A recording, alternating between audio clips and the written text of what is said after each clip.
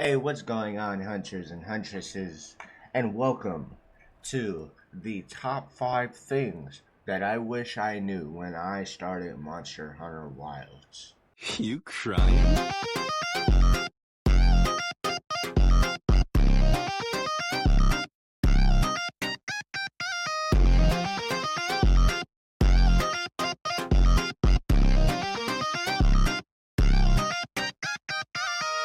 So, number 5 is going to be a pretty basic one. It should be something that everyone knows, but it might be something that a lot of hunters are overlooking, and that is going to be the large monster field guide.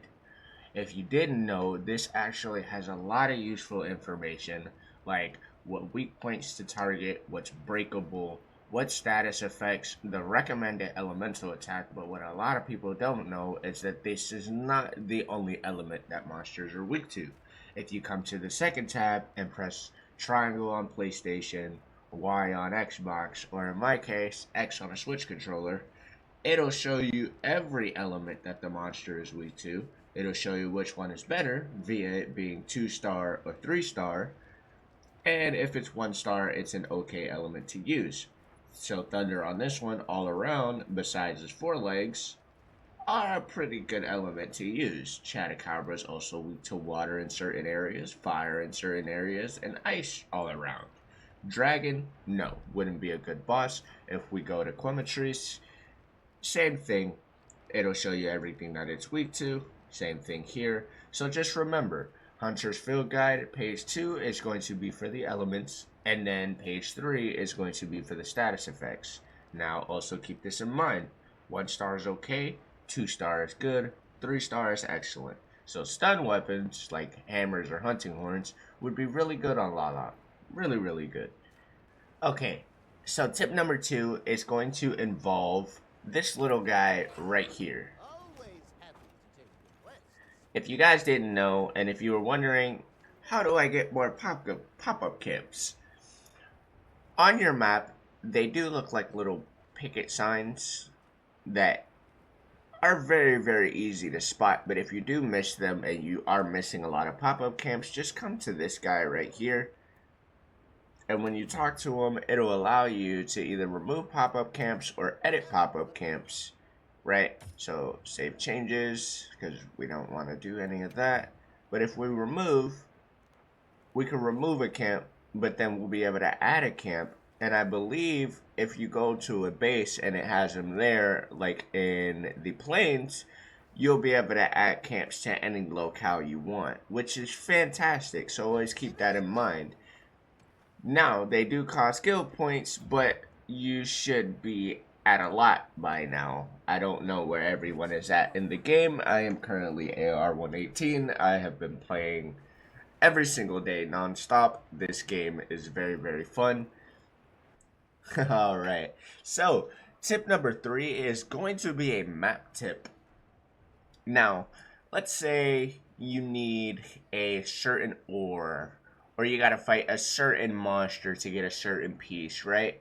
Like, let's say the Helioses for the Pelt Pluses or the Wing Drake hides that you need. You can come if you press your D-pad, it'll open up this little menu here on the bottom left. If you go to filter icons, it'll open up a whole menu, right? And you'll literally be able to cycle through anything, literally anything. And this is a good thing to know if you need something in particular.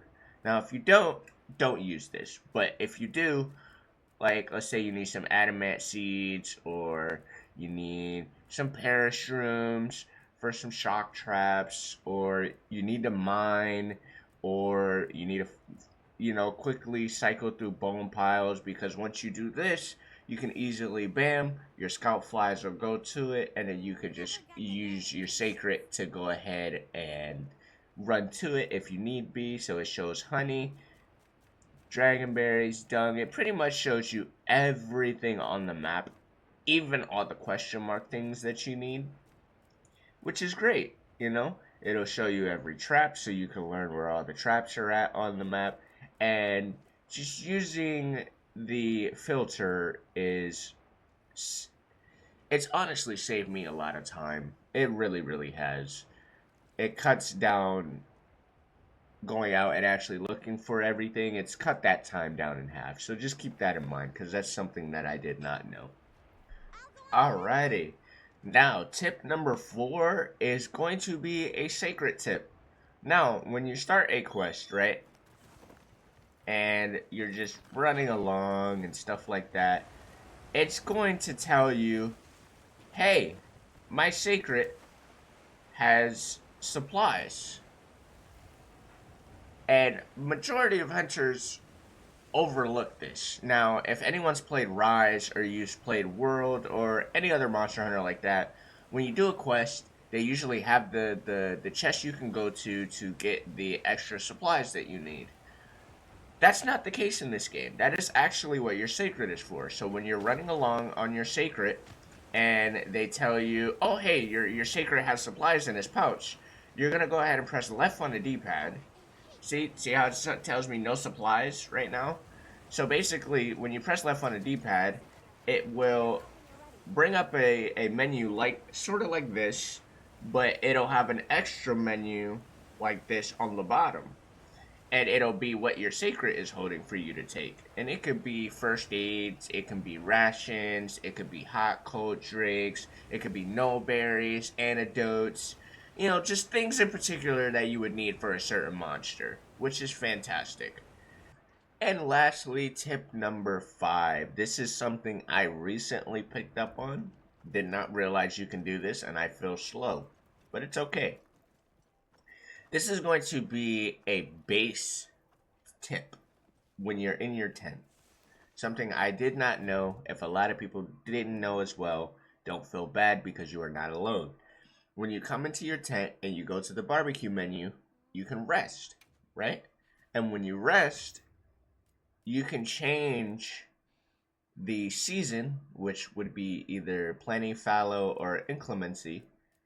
So let's say we go plenty, and then we could do morning, day, evening, or nighttime, which is fantastic. It's going to require guild points, but like I said, you should have a lot if you're doing investigations, just playing through the game, gathering stuff, the whole nine. All of that gives you guild points, right? So you should have enough. And this is a very, very, very good feature if you are trying to target farm a certain monster for those higher rarity investigations, which is fantastic. Because now, I can go out and get a lot of Temperate Gormagala now, if I wanted to, which is fantastic. But those are 5 tips and tricks that I personally wish I knew when I started Monster Hunter Wilds, because it would have saved me so much time. A lot of these tips did not come to me until I hit around HR 70-80. So keep that in mind. I was playing the whole game like an infant, not knowing what I was doing, pretty much.